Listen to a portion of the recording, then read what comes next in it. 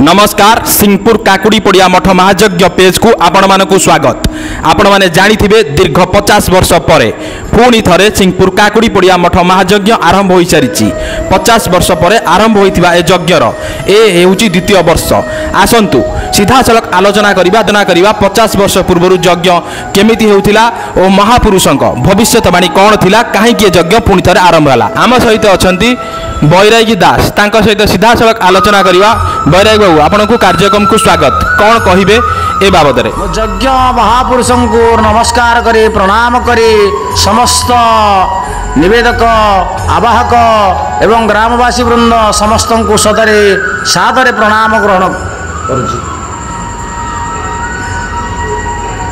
एतिकी जानिबे जे दीर्घ 50 वर्ष हैला ए यज्ञ अनुष्ठान बंद थिला। बाबा अनंत बाबांकर पटशिष्य भीमसेन दास गुरु श्री गुरु भीमसेन दास तांकर यज्ञ 12 वर्ष कला परे ये यज्ञ अनुष्ठान को बंद कर देथिले एवं निजे भीमसेन दास एठा को आसुथिले। से कहिले जने के महापुरुष आसीबे ये यज्ञ को पुणी थरे आरंभ करिवे आ तमे माने व्यस्त हो ना। आम ग्रामवासी वृंद ग्रामवासी मानकु से आश्वासना दे जाइथिले। अनंत बाबा से अनंत बाबांकर मठ ये तेणु तांकर मठरे आज तांकर तत्वावधान जो मैंने आसिक पहुँचती जो बाबा से होचंती केशन बाबा तांकर तत्वावधान आज संपूर्ण ग्रामवासी आनंदित हो जाइछंती एवं विभलित हो जाइछंती। तांकर यज्ञ क्रिया यज्ञ कर्म से जो अनुष्ठान करोचंती आसिकी आमे बहुत आनंदित एवं समस्ते ये यज्ञ आसिकी ग्रामवासी वृंद यज्ञ अनुष्ठान रे भाग नेउचंती। अन्न यज्ञर व्यवस्था अछि समस्ते भारी एकदम खुशी। सिंहपुर काकुड़ी पड़िया मठ रही यह केते वर्ष पुराना आपण माने आपण केउ दिनरु देखि आसलेनी? आपण पिला दिनरु ना आपनकर जन्म नाही ए जे मठ अछि?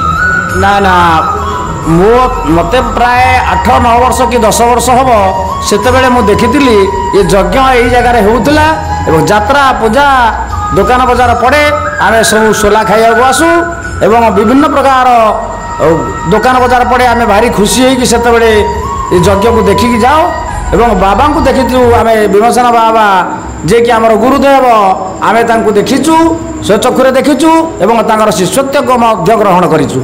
माने लोक जो माने आसुथिले केउठु कोडु लोक आसुथिले दूर दूरांतरु लोक आसुथिले ना नाही?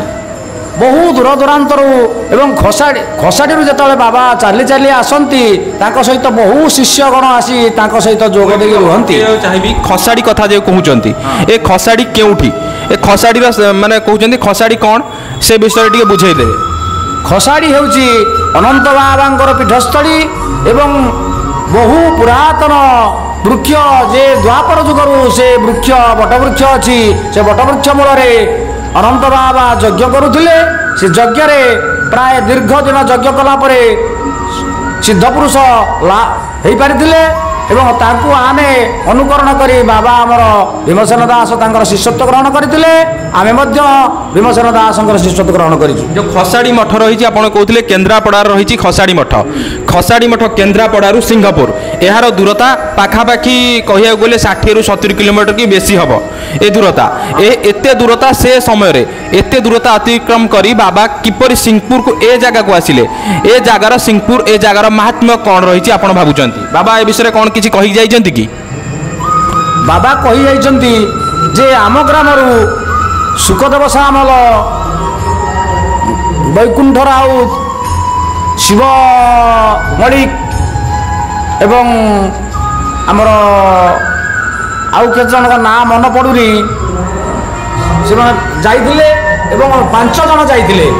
5 जन जो जाइथिले से बाबा को ना सुनी जाइथिले सिंहपुर रु जाइथिले खसाड़ी मठ को जाइथिले। किपर जाइथिले से तबे गाड़ी घोड़ार तो एते व्यवस्था नथिबा चली जाइथिले। केते वर्ष तलर कथा? सी प्राय 80-90 वर्षर तलर कथा। 90 वर्ष तलर कथा। 90 वर्ष तले सिंहपुर गाँव खसाड़ी मठ ଆଜ୍ଞା ସେ କେତେ ବର୍ଷ ହେଇଥିଲା ସେମାନେ ଯୋଉ ଯାଇଥିଲେ ଯୋଉ ପିଲାମାନେ କହୁଛନ୍ତି ତାଙ୍କ ଭିତରେ କେତେ ବର୍ଷ ହେଇଥିବ? ସେତେବେଳେ ସମ୍ପୂର୍ଣ୍ଣ ଯୁବକ 20 ବର୍ଷ 22 ବର୍ଷ 25 ବର୍ଷ 30 ବର୍ଷ ଭିତରେ ସେମାନେ ଘର ଛାଡ଼ି ସମ୍ପୂର୍ଣ୍ଣ ଚାଲି ଯାଇଥିଲେ ଏବଂ ଶିଷ୍ୟତ୍ୱ ଗ୍ରହଣ କରିଥିଲେ ଅନନ୍ତ ବାବାଙ୍କର।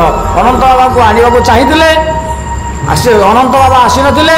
ପରବର୍ତ୍ତୀ ସମୟରେ ଭୀମସେନ ଦାସ ଆସି ଏଠାରେ ପହଞ୍ଚିଲେ, ତିଆରି କଲେ। ଆଜ୍ଞା, ଅନନ୍ତ ବାବା ସେ ସମୟରେ କାହିଁକି ଆସିନଥିଲେ ସେ ବିଷୟରେ କିଛି ଆପଣଙ୍କ କତିରେ ସୂଚନା ଅଛି ଏଟାକୁ?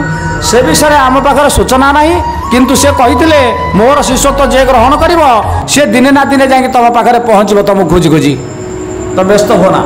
ଆପଣ ଦେଖୁଥିବେ ଦୀର୍ଘ 50 ବର୍ଷ ପରେ এই ଯେଉଁ ଯଜ୍ଞ ଆରମ୍ଭ ହୋଇଛି, କୁହାଯାଏ ଇତିହାସ ଯେବେ ପୁନରାବୃତ୍ତି ହୁଏ, ଇତିହାସ ଯେବେ ପୁଣି ଥରେ ଆସେ, ସେ ସମୟରେ ସମଗ୍ର ମାନବ ଜାତିର କଲ୍ୟାଣ ହୁଏ। ଏ ବିଷୟରେ କ'ଣ କହିବେ? ଏଠି ଯେଉଁ ଲୋକମାନେ ଆସୁଛନ୍ତି, ଦୂର ଦୂରାନ୍ତରୁ ଲୋକ ଆସୁଛନ୍ତି, ଏ ଛୋଟିଆ ମୋଟିଆ ଅନୁଷ୍ଠାନ ନୁହେଁ। ମାତ୍ର ଗୋଟିଏ ବର୍ଷରେ ଏ ଅନୁଷ୍ଠାନର ଆଧ୍ୟାତ୍ମିକତା ଏତେ ବଢ଼ିଯାଇଛି, ଏବେ ସର୍ବସାଧାରଣରେ ତାହା ଚର୍ଚ୍ଚା। ଏ ବିଷୟରେ କ'ଣ କହିବେ? ହଁ ହଁ, ସେ ବହୁ ପୁରାତନ କଥା। ସେ ବାବା କହିଯାଇଥିଲେ ଯେ ସିଦ୍ଧ ପୁରୁଷ ଜଣେ କିଏ, ମୋ ଅନ୍ତେ ଜଣେ ସିଦ୍ଧ ପୁରୁଷ ଆସିବେ ଏବଂ ଏ ଅନୁଷ୍ଠାନକୁ ସେ ଚଳାଇବେ। ଧନ୍ୟବାଦ। ଆମ ସହିତ ଥିଲେ ବୈରାଗୀ ଦାସ, ତାଙ୍କ ସହିତ ସିଧାସଳଖ ଆଲୋଚନା କରୁଥିଲେ এই যে সিংপুর কাকুড়ি পড়িয়া মঠ মহাযজ্ঞ বিষয়ে। সে ଆମକୁ ସୂଚନା ଦେଉଥିଲେ। ଧନ୍ୟବାଦ।